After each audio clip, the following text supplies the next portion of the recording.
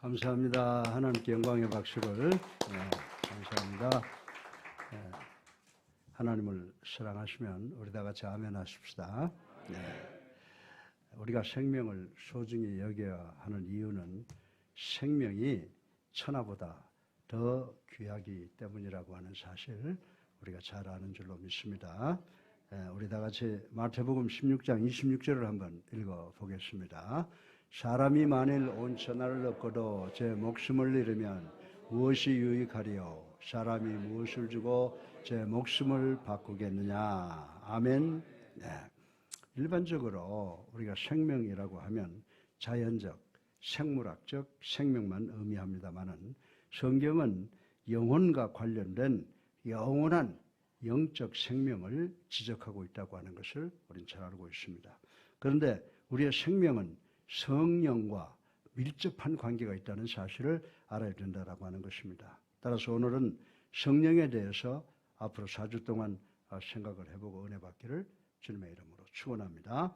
여러분들 이 성령이라고 하는 것을 보면 성령은 보이지 않으나 그 은사, 기프트는 보인다고 성경이 말을 하고 있습니다.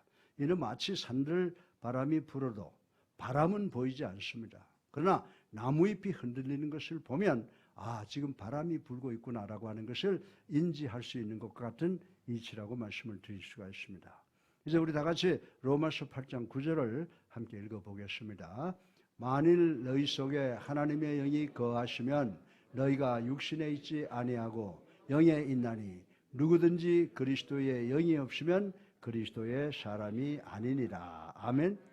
여러분들 이 말씀의 의미의 깊음을 알아야 돼요. 헬라어로 보면은 영어보다도 한국어보다도 더 단호한 의미를 함축하고 있다고 하는 것을 알 수가 있습니다. 분명히 말해서 누구든지 whosoever does not have spirit of Christ, 누구든지 그리스도의 영이 없으면 he is not belong to Christ. 그는 그리스도의 사람이 아니다라는 의미를 가지고 있다고 하는 것입니다. 이 의미를 넘어서 지옥으로 행하고 있다는 의미를 바울 선생은 강하게 지적하고 있는 것을 우리는 알아야 된다라고 하는 것입니다. 사도 바울은 로마서 8장에서 구원받은 자와 구원받지 못한 자를 비교하고 있는데 이 비교는 성령 받은 사람과 성령 받지 못한 사람을 분명히 나타내 주고 있다라고 하는 것입니다. 그러면 그리스도인들, 즉 구원받은 사람들이 갖고 있는 명확한 증표가 무엇입니까? 그 증표는 그 사람이 성령을 소유했느냐라고 하는 것입니다. 우리 다 같이 요한복음 14장 16절로 17절을 읽어보겠습니다. 내가 아버지께 구하겠으니 그가 또 다른 보혜사를 너희에게 주사 영원토록 너희와 함께 있게 하리니 그는 진리의 영이라. 세상은 능히 그를 받지 못하나니 이는 그를 보지도 못하고 알지도 못함이라. 그러나 너희는 그를 아나니 그는 너희와 함께 거하시며 또 너희 속에 계셨음이니라. 아멘. 이 말씀의 의미는 하나님의 모든 자녀는 성령을 받았으나 세상에 속한 사람은 성령을 받지 못했다고 말씀을 하고 있는 것입니다. 요한복음 14장 17절 하반절에 그 이유를 이렇게 설명하고 있습니다. 이는 저를 보지 못함이라 라고 했습니다. 이 말씀은 세상 사람들이 다 장님이라고 하는 의미가 아닙니다. 세상 사람은 세상의 모든 물질은 보지만 영을 보지 못한다고 바울은 이야기를 하고 있습니다. 왜냐하면 세상 사람은 성령을 받지 못했기 때문입니다. 만약에 여러분들이 구원을 받았느냐를 시험해보고 싶으면 아주 간단한 방법이 있습니다. 그것은 내가 성령을 받았느냐를 먼저 확인해 보는 것입니다. 사도행전 19장에 보면 바울 선생이 예배소에 가서 많은 제자들을 만나게 됩니다. 그때 바울 선생은 이 사람들이 진정으로 구원을 바라는가를 알아볼 필요를 느꼈습니다. 그래서 바울 선생은 제자들에게 너희들이 믿는다고 하니 성령은 받았느냐라고 물었습니다. 그때 이들이 뭐라고 답변합니까?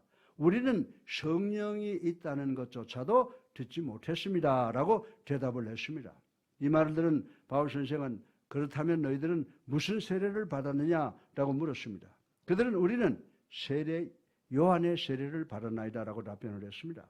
이 말을 들은 바울 선생은 이들이 구원의 문턱에 와 있는데 구원의 주인이신 예수님을 구주로 살아계신 하나님의 아들로 받아들이지를 못했구나를 즉각 알게 되었다고 하는 것입니다. 그래서 바울은 요한은 회개 세례를 주면서 자기 뒤에 오는 분을 믿으라고 했는데 그분이 곧 구원의 주인이신 예수 그리스도다라고 가르쳐 주었다고 말을 했습니다. 이들이 이 가르침을 듣고 예수의 이름으로 세례받고 성령이 이들에게 임하자 이들도 방언도 하고 예언도 하는 기적을 나타냈다라고 성경이 기록하고 있습니다. 사랑하는 성도 여러분, 성도들에게 있는 분명한 증표는 성령을 받았느냐 받지 않았느냐라고 하는 것입니다. 만약에 여러분이 성령을 받지 못했다면 여러분은 하나님에 대해서 아는 것이 아무것도 없다고 말씀을 드려도 틀림이 없다라고 말씀을 드릴 수가 있습니다. 우리 다 같이 고린도전서 2장 9절을 읽어보겠습니다. 기록된 바 하나님이 자기를 사랑하는 자들을 위하여 예비하신 모든 것은 눈으로 보지 못하고 귀로 듣지 못하고 사람의 마음으로 생각하지도 못하였다함과 같으니라. 아멘. 이 말씀의 의미는요, 여러분은 여러분의 시각으로 청각으로 그리고 이 마음으로도 성령에 대해서 절대로 깨닫지 못한다고 말씀을 하고 있는 것을 우리는 이해를 해야 된다라고 하는 것입니다. 이 말씀의 의미는 하나님의 모든 뜻과 하나님의 모든 계획과 하나님의 이 모든 계획, 섭리 이런 것들은 하나님의 영을 통해서만이 우리에게 보여주셨다고 말씀을 하고 있는 것입니다. 성령은 하나님의 구원의 뜻과 십자가의 사랑과 부활의 계획과 승천과 재림을 우리에게 나타내셨다고 지금 가르쳐주고 있는 것입니다. 오늘 이 지구상에 두 종류의 사람이 있음을 우린 잘 알고 있습니다. 첫 번째로 육적 소욕대로 사는 세상 사람이 있고 둘째로는 영의 지시대로 사는 하나님의 사람들이 있다라고 하는 것입니다. 자, 우리 다 같이 고린도전서 2장 12절을 읽어보겠습니다. 우리가 세상의 영을 받지 아니하고 오직 하나님으로부터 온 영을 받았으니 이는 우리로 하여금 하나님께서 우리에게 은혜로 주신 것들을 알게 하려 하심이라. 아멘. 예. 바울 선생은 여러분이 이 모든 비밀을 알기 위해서 하늘나라 갈 때까지 기다릴 필요가 없다고 지금 설명을 하는 것입니다. 여러분들은 성령에 의해서 하나님의 뜻과 하나님의 섭리와 하나님의 계획을 다 알 수가 있다고 바울은 우리들을 가르치고 있다고 하는 것입니다. 자, 우리 다 같이 그럼 고린도전서 2장 14절을 한번 다시 읽어보겠습니다. 시작. 육에 속한 사람은 하나님의 성령의 일들을 받지 아니하나니 이는 그것들이 그에게는 어리석게 보임이요. 아멘. 이 말씀의 의미는 제가 여러분에게 하나님의 말씀을 가르치고 있는데 여러분이 하나님의 말씀에 대해서 부정적인 반응을 보인다면 여러분은 구원받지 못한 육에 속한 사람임을 증명하는 것이라고 바울은 설파하고 있는 것입니다. 그리고 육에 속한 사람이 하나님의 말씀을 깨달으려면 반드시 도구가 있어야 되는데 그것은 Holy Spirit, 성령으로만 알 수 있다고 가르쳐주고 있는 것입니다. 따라서 성령의 임재가 없이는 하나님의 말씀을 알 수도 없고 하나님의 말씀을 깨달을 수 없으므로 예수님을 믿을 수가 없다고 바울은 이야기를 하고 있는 것입니다. 반면에 15절에는 신령한 자는 모든 것을 판단하나라고 하시므로 영적인 사람, 즉 성령을 받은 사람은 하나님의 모든 비밀을 다 깨달아 알게 된다라고 설명을 하고 있습니다. 따라서 성령은 그리스도인들의 특성을 보이게 하는 증표라고 하는 것을 명심하시는 우리 예수님께 성도님들 되시기를 주님의 이름으로 축원합니다. 유다서 1장 10절 상반절에 보면요, 이들이 알지 못하는 그 이유는 영적으로 분간 능력이 없기 때문이다라고 이렇게 설명을 하고 있습니다. 계속해서 읽어보면 또 저희는 이성 없는 짐승같이라는 말씀이 기록되어 있습니다. 이 말씀은 머리에 뿔이 있는 짐승을 말하는 것이 아니라 성령 받지 못한, 다시 말해서 믿지 않는 사람들을 의미하는 것이라는 것을 우리는 깨달을 수가 있습니다. 따라서 하나님을 믿지 못하고 성령을 소유하지 못한 사람은 뭐 같다고요? 짐승 같다라고 하는 의미를 성경이 우리에게 주고 있습니다. 따라서 이 세상에는 우리는 육에 속한 사람과 영에 속한 사람이 있다는 것입니다.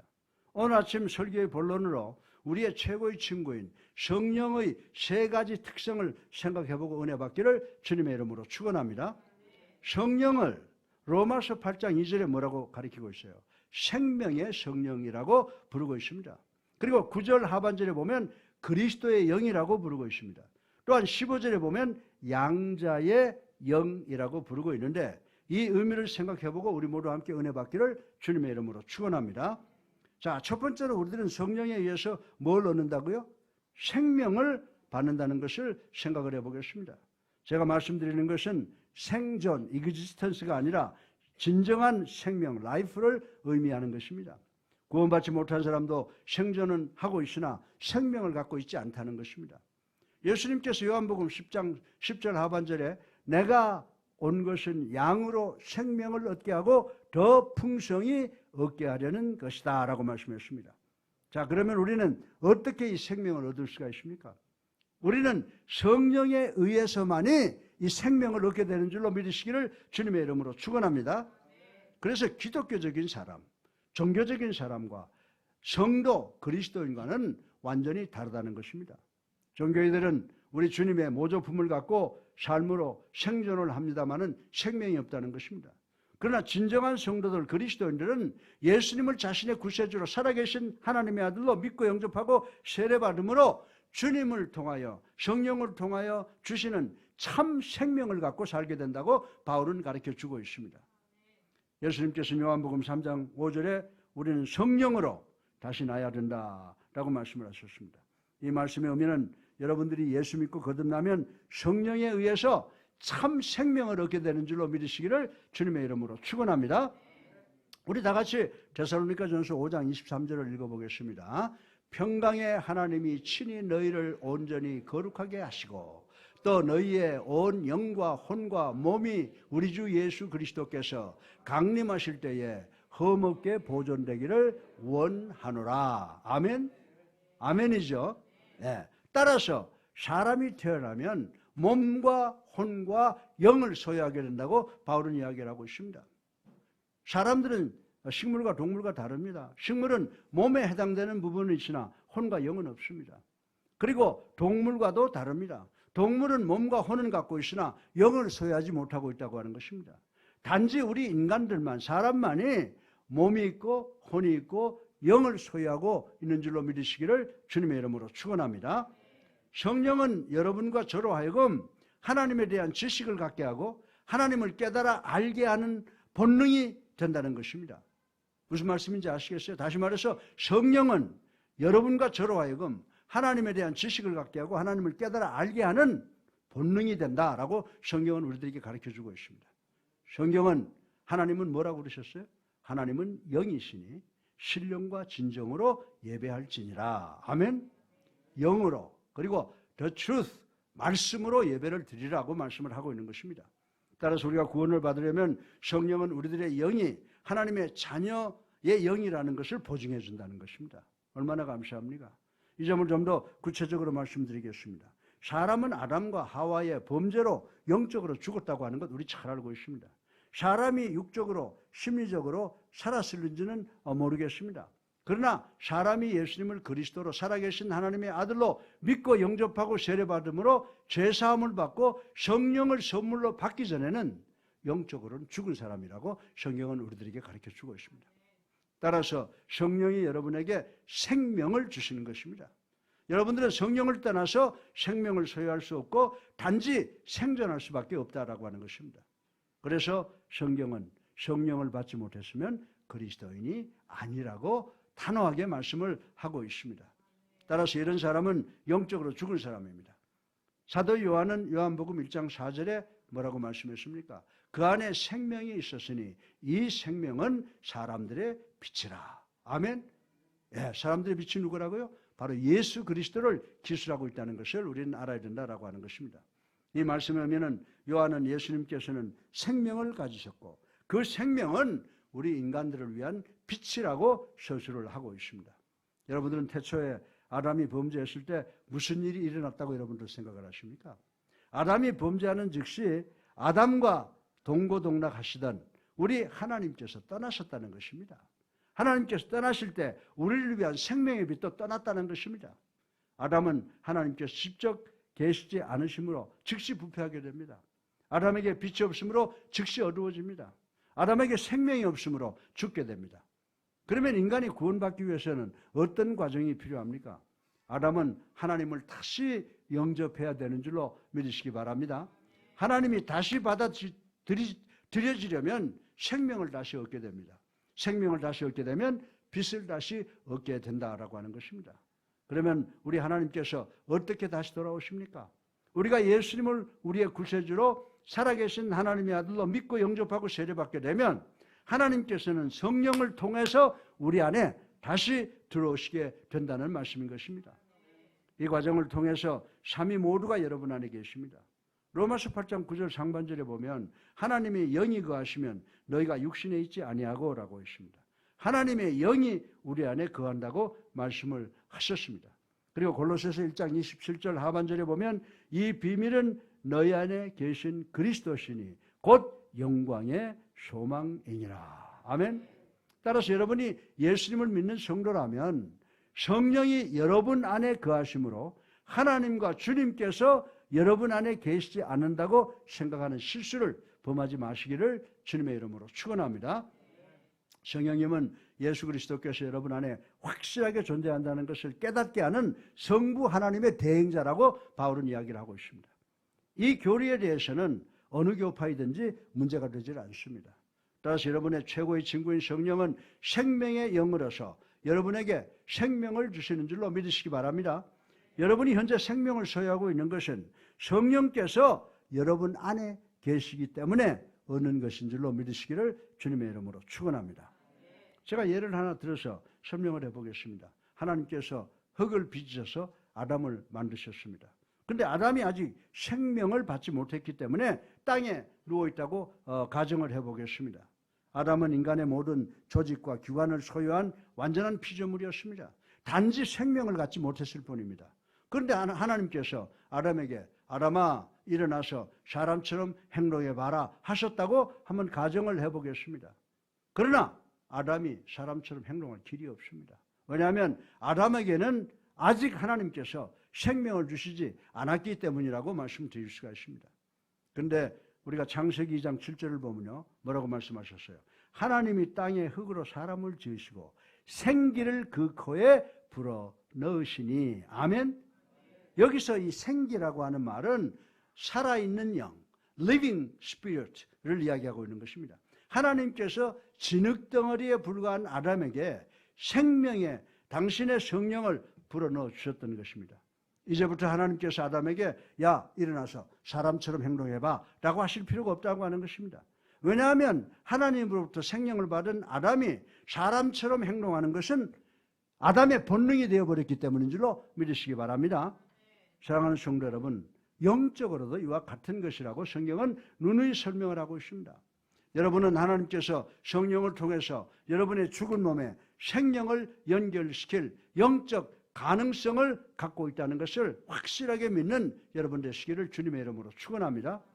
따라서 여러분이 성령을 받기 전에 그리스도와 같은 삶을 살아라 라고 격려하는 것은 불가능한 일이에요. 그러나 여러분의 최고의 친구인 생명의 영이신 성령께서 여러분 안에 들어오면 여러분은 본능적으로 살아있는 그리스도인으로서 생각하고 말하고 행동을 하게 되는 줄로 믿으시기를 주님의 이름으로 축원합니다. 여러분 안에 하나님이 계신다는 것은 기적입니까? 예, 기적입니다. 그러나 여러분에게 이런 기적이 일어난다면 여러분은 초자연적이 되고 이 초자연적 현상은 여러분에게 예수 믿고 난 후 여러분에게 본능이 된다는 사실을 깨달아야 되는 줄로 믿으시기를 주님의 이름으로 축원합니다. 왜냐하면 여러분은 여러분에게 분배된 생명을 얻게 되기 때문입니다. 그러므로 여러분의 최고의 친구인 성령은 생명의 영으로 불리우게 된다라고 하는 것입니다. 여러분들은 하나님의 영인 성령을 떠나서는, 즉 생명의 영을 떠나서는 생명을 소유할 수가 없습니다. 따라서 여러분의 최고의 친구인 성령은 여러분에게 생명의 영을 주시는 생명의 영임을 깨달아 하나님께 감사하시면서 이 땅의 세상의 삶을 복받는 여러분 되시기를 주님의 이름으로 축원합니다. 둘째로 여러분의 최고의 친구인 성령은 그리스도의 영이라고 말씀한 것을 생각해 보겠습니다. 성령께서는 생명의 영으로서 여러분에게 생명을 주셨고 이 성령을 그리스도의 영이라고 부르는데, 그러면 이 그리스도의 영이 여러분 안에서 하는 일은 무엇이냐라고 하는 것입니다. 성령을 받은 사람이 길거리를 걸어 다닌다면 이 사람 안에 누구의 삶이 있습니까? 그것은 바로 성령, 생명의 영의 삶이라고 하는 것입니다. 그러면 또한 그리스도의 영은 무엇입니까? 그러면 내 안에 그리스도의 영이 있다면 내가 누구와 같이 생각하고 누구와 같이 말하고 누구와 같이 행동을 하겠습니까? 그것은 바로 그리스도를 닮은 말과 생각과 행동을 하게 될 것이다 라고 하는 것입니다. 그리스도의 영은 내 안에 있는 예수 그리스도를 재현하게 하는 본질인 줄로 믿으시기를 주님의 이름으로 축원합니다. 우리 성도들 그리스도인의 삶 속에 사시는 분은 오직 한 분이십니다.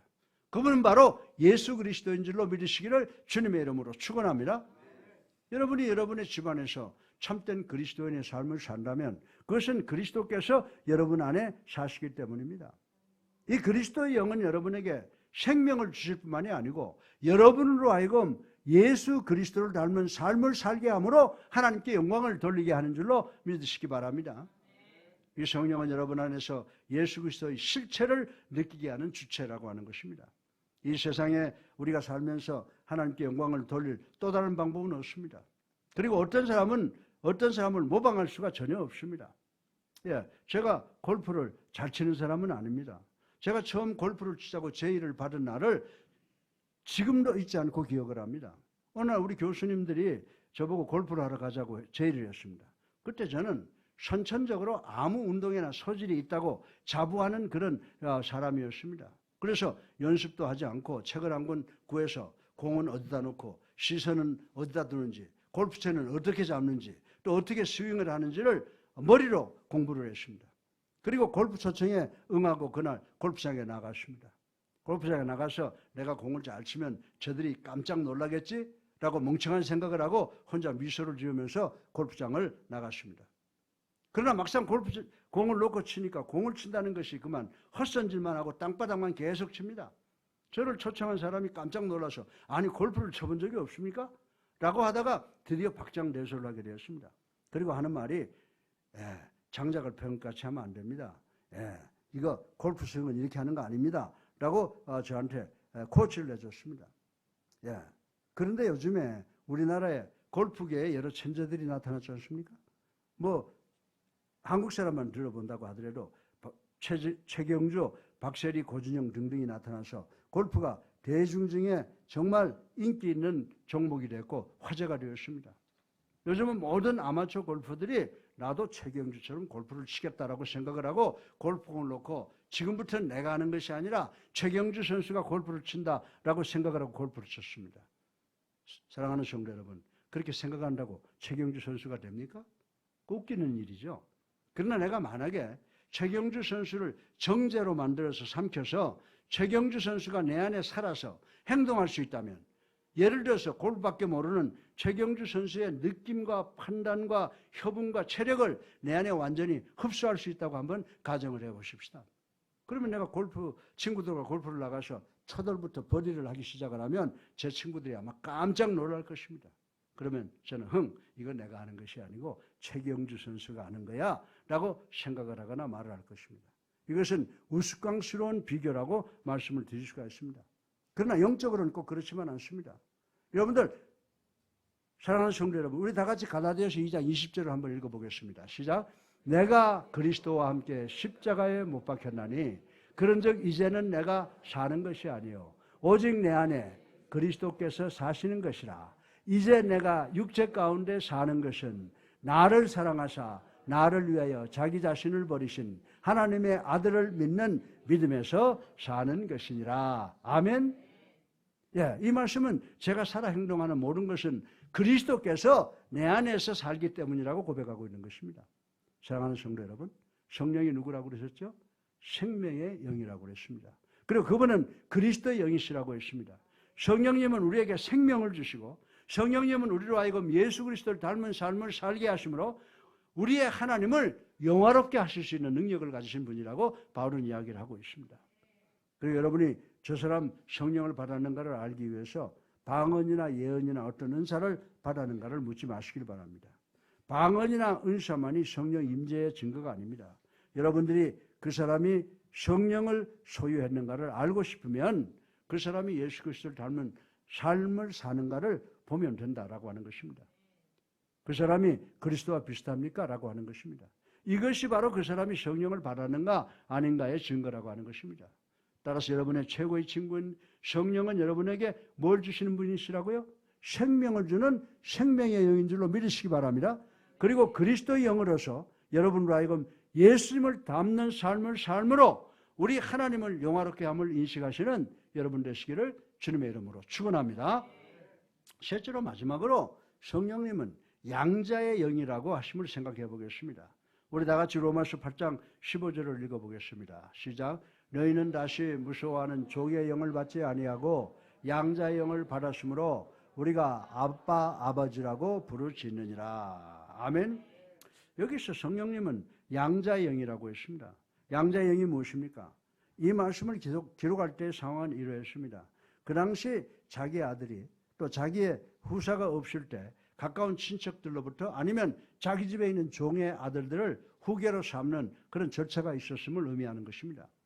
요즘처럼 아들이 없는 집안에서는 남의 집 아들과 딸을 양자 양녀로 삼아 자기의 후사가 되게 하는 과정도 있는 것 우리 잘 알고 있습니다. 양자 혹은 양녀는 자기의 친자가 아닌 다른 사람을 입양함으로 그에게 합법적으로 아들 혹은 딸의 위치를 주고 아들로서 혹은 딸로서의 법적 지위와 자격을 주고 법적 특권을 주는 것이라고 하는 것 우리 잘 알고 있습니다. 우리는 영적으로 어디에 태어났어요? 하나님의 가정에 태어난 줄로 믿으시기 바랍니다. 그러나 우리는 법적으로 양자로 하나님의 가정에 입양된 것입니다. 우리들이 자기 친자에게는 유산을 주지 않을 수도 있다고 그래요. 난 아직 확인 안 해봐서 몰라요. 그러나 법적으로는 입양된 양자 양녀에게는 유산을 물려주지 않을 수가 없다는 것입니다. 왜냐하면 그 목적으로 입양을 했기 때문이라고 하는 것입니다. 이 사실은 대단히 흥미롭습니다. 예를 들어보면 친자는 의도적이 아니라 우연하게 원하지 않았음에도 불구하고 응태될 수도 있습니다. 그래서 이 아들로 하여금 내 상속자가 되지 않게 하겠다라고 결정할 수가 있다는 것인데 확인한 바는 아직 없습니다. 그러나 양자나 양녀를 입양한다는 것은 자신의 유산을 물려주기 위해서 의도적으로 하는 것이기 때문에 선택의 여지가 없다고 하는 것입니다. 그러면 여러분의 최고의 친구인 성령께서 양자의 영이라고 하였는데 무엇을 합니까? 성령님은 우리에게 생명을 주셨습니다. 성령님은 우리로 하여금 예수 그리스도를 닮은 삶으로 하나님께 영광을 돌리게 했습니다. 성령님은 여러분을 합법적으로 하나님의 자녀가 되게 했다고 사도 바울은 우리에게 가르쳐주고 있습니다. 여러분이 예수를 그리스도로 살아계신 하나님의 아들로 믿으면 하나님과의 새로운 관계가 설정이 된다라고 하는 것입니다. 우리 다 같이 로마서 8장 15절을 함께 읽어보겠습니다. 너희는 다시 무서워하는 종의 영을 받지 아니하고 양자의 영을 받았으므로 우리가 아빠 아버지라고 부르느니라. 아멘. 이 말씀의 마지막 부분에 아바 아버지라고 표현하고 있습니다. 이 아바라고 하는 말은 아람어, 이거 아버지는 히브리어입니다. 예. 따라서 여러분들이 성령을 받게 되면 여러분을 입양하신 분을 아바 아버지라고 부를 수 있는 아주 밀접한 관계가 된다고 바울은 가르쳐 주고 있습니다. 좀 더 구체적으로 생각을 해보겠습니다. 구약시대의 아브라함을 아버지라고 부를 수 있는 사람은 대단히 많았을 것입니다. 우리도 믿음의 아버지 아브라함이라고 부르는 경우가 많습니다. 그러나 우리는 아브라함을 아빠라고 버르장머리 없이 부르지는 않습니다. 그럼에도 불구하고 이삭은 아브라함을 아빠라고 부릅니다.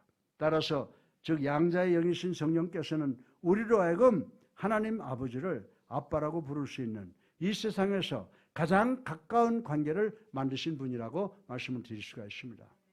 이 말씀은 우리 모두에게 대단히 귀한 의미가 있는 것입니다. 여러분들 우리 아들, 딸 있지 않습니까? 그 아이들이 어렸을 때는 제가 누구인지 어떤 사람인지 잘 알지 못했습니다. 그러나 우리 아들과 딸은 내가 무엇을 하는지 알 필요가 없습니다. 단지 저는 저의 아들과 딸의 아빠였기 때문입니다. 그래서 우리 성호와 혜리가 제 무릎에 어깨도 올라타고 소리도 지르곤 합니다. 우리 아들은 내가 어떤 사람인지 모르고 그저 무조건 아빠로 사랑했습니다. 그래서 우리 혜리와 성호는 저에게 아빠 그러고 달라붙습니다. 지금도 우리 성호가 나이가 53인가 그런데 시카고에서 전화하면서도요. 아버지, 아버님 안 그래요. 아빠? 라고 합니다. 그리고 40이 넘은 우리 혜리도 전화하면 아빠라고 해요. 그 이유는 저는 성호와 혜리의 아빠이기 때문이라고 말씀을 드릴 수가 있습니다. 그러나 다른 젊은이들이 저보고 뭐라고 부릅니까? 우리 교회 청년부들이 저보고 아빠 그래요? 목사님 그러죠. 아니면 전 총장이니까 총장님이라고 부르는 경우가 많습니다. 사랑하는 성도 여러분, 여러분은 하나님을 이해하실 필요가 없는 줄로 믿으시기 바랍니다. 여러분은 하나님께서 이 지구를 어떻게 관리하시고 운영하시는가를 알 필요가 없다라고 하는 것입니다. 여러분이 이해해야 되는 유일한 것은 하나님의 생각과 여러분의 생각은 다르다는 거예요. 하나님의 뜻과 하나님의 뜻은 여러분의 뜻보다 훨씬 높고 깊음으로 여러분은 하나님을 이해할 수 없다는 것, 이것을 이해하는 것이 필요하다라고 하는 것입니다. 여러분이 누구간데 전지전능하신 하나님의 뜻을 이해할 수 있고, 여러분이 누구간데 무소부재하시고 사랑의 대명사이신 하나님의 계획을 알겠다고 오두방정을 떨겠느냐라고 하는 것입니다. 그러나 여러분이 하나님을 알 수 있는 한 가지 길이 있습니다. 그 길은 양자의 영이신 성령님을 통해서 우리 하나님과 아버지의 아주 가까운 관계를 우리가 맺을 수 있었다라고 하는 것을 깨닫는 우리 모두가 되기를 주님의 이름으로 축원합니다. 여러분들은 이 입양을 통해서 하나님과 새로운 관계만을 정립되는 것이 아니라 새로운 확신을 갖게 되었습니다. 우리 다 같이 로마서 8장 16절을 읽어보겠습니다. 성령이 친히 우리의 영과 더불어 우리가 하나님의 자녀인 것을 증거하시나니. 아멘. 갈라디아서 4장 6절에도요. 뭐라고 말했는지 아세요? 너희가 아들이므로 하나님이 그 아들의 영을 우리 마음 가운데 보내사 아빠 아버지라 부르게 하셨느니라. 아멘이죠. 예. 그러면 왜 성령께서 아빠 아버지라고 부릅니까? 성령은 누구의 영이라고 그랬어요? 아들의 영이기 때문인 줄로 믿으시기 바랍니다. 예수님께서 하나님을 부르실 때 가장 기쁘게 사용하신 명사가 뭐예요? 아버지. 예. 하나님. 부르시다가 아주 그냥 괴롭고 힘들면 아버지. 예. 예수님도 가장 기쁘게 사용하신 명사가 아버지라고 하는 사실을 우리는 알 수가 있는 것입니다. 따라서 여러분 안에 성령이 거하시고 그 성령이 그리스도의 영이라고 하면 그 성령께서 아버지라고 부르게 된다라고 하는 것입니다. 왜냐하면 성령은 여러분 마음 안에 있는 아들의 영이기 때문인 줄로 믿으시기를 주님의 이름으로 축원합니다. 여러분이 하나님께 아버지라고 부르고 또 성령이 아버지라고 부른다면 여러분의 영과 성령이 함께 동의를 하게 되는 줄로 믿으시기를 주님의 이름으로 축원합니다. 다시 말해서 여러분과 성령은 똑같은 이름을 부른다는 것입니다. 이런 과정을 통해서 여러분이 어떻게 구원받는가를 알게 됩니다. 우리 다 같이 16절 한번 읽어보겠습니다. 성령이 친히 우리의 영과 더불어 우리가 하나님의 자녀인 것을 증언하시나니. 아멘. 이 말씀의 의미는 예수 그리스도 안에서 성령과 여러분의 영이 동의하면 아버지라는 느낌으로 하나님을 향한 마음의 문을 열게 된다는 말씀인 줄로 믿으시기 바랍니다.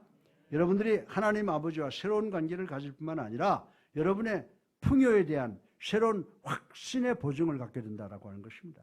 오늘 보면 17절 상반절에 보면 새로운 논리를 우리가 볼 수가 있습니다. 자녀이면 또 상속자 곧 하나님의 상속자여 그리스도와 함께한 상속자니. 아멘. 예. 여러분들 그리스도와 함께한 상속자니라고 하는 말씀 의미를 여러분 아시겠습니까? 그리스도와 함께한 상속자니라는 말의 의미는 주님과 함께 생명을 나눈다는 말씀인 줄로 믿으시기 바랍니다. 예. 얼마나 감사한 이야기예요. 저는 여러분의 장래가 어떻게 전개될지 모릅니다. 그러나 한 가지 아는 것은 말세가 되면 여러분들은 예수 그리스도의 생명을 함께 나누게 된다. 이거 얼마나 신나는 일이에요. 예. 왜냐하면 하나님께서 여러분에게 예수 그리스도의 위치와 특권을 여러분에게 법적으로 허락하셨기 때문인 줄로 믿으시기를 주님의 이름으로 축원합니다. 여러분은 하나님께 예수 그리스도와 함께 양자로 입양되셨습니다. 이 얼마나 축복받은 사건입니까?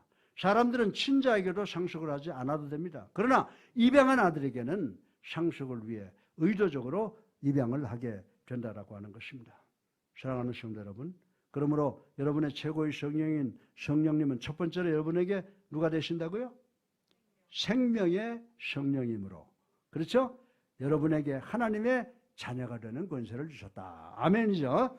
둘째로 성령님은 그리스도의 영이므로 우리가 예수 그리스도를 닮은 행동으로 우리 하나님을 영화롭게 하신다. 아멘이죠. 또한 셋째로 성령님은 생명과 그리스도의 영으로 우리로 하여금 하나님의 자녀되는 법적 지위를 보장받아 천국에서도 영원히 살게 된다고 하는 확신을 주는 줄로 믿으시기를 주님의 이름으로 축원합니다. 결론입니다. 오늘 본문을 보니까 누구든지 그리스도의 영이, 즉 성령이 없으면 그리스도의 사람이 아니라라고 하셨습니다. 그러면 우리 모두는 어떻게 그리스도의 영을 갖게 됩니까? 여러분들 이런 말 하면요, 성경 말씀이 금방 나와야 돼요. 우리 다 같이 사도행전 2장 38절을 한번 읽어보겠습니다. 시작. 베드로가 이르되 너희가 회개하여 각각 예수 그리스도의 이름으로 세례를 받고 죄사함을 받으라. 그리하면 성령의 선물을 받으리니. 아멘. 여러분의 죄를 자복하고 회개하고 예수님을 그리스도로 살아계신 하나님의 아들로 믿고 영접하고 세례받는 것입니다. 이렇게 하면 여러분의 최고의 친구 되시는 성령님께서 여러분의 마음에 임재하셔서 여러분에게 참 생명을 주시고 그리스도의 영을 주셔서 우리로 하여금 예수님을 닮게 하셔서 하나님을 영화롭게 하는 줄로 믿으시기 바랍니다. 그리고 양자의 영을 주셔서 우리로 하여금 예수 그리스도의 삶을 함께 살도록 법적으로 보증해 주심을 믿는 우리 모두가 되시기를 주님의 이름으로 축원합니다. 다시 한번 말씀드리면 우리의 자연적, 생물학적 생명인 육신은 뭐로 끝나요? 죽음으로 끝나지만 예수 그리스도의 십자가의 대속을 믿고 우리의 최고의 친구인 성령을 받은 성도들은 어떻게 해요? 천국에서도 영원한 생명이 주어지는 줄 믿으시기를 주님의 이름으로 축원합니다.